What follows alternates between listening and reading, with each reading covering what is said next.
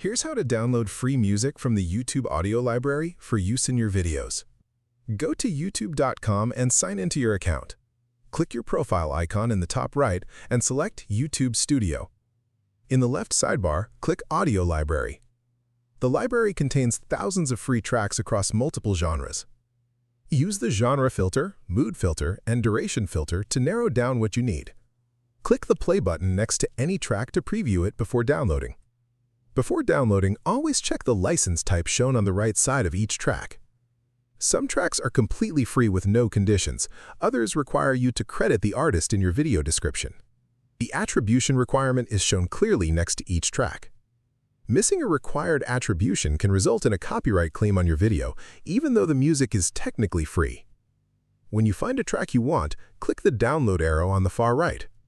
The file downloads as an MP3 directly to your computer and is ready to use in any video editor. The YouTube audio library is one of the safest sources for royalty-free music because Google directly manages the licensing, which means no surprise claims on your content. If this helped you out, hit that subscribe button for more straight-to-the-point tutorials on step-by-click.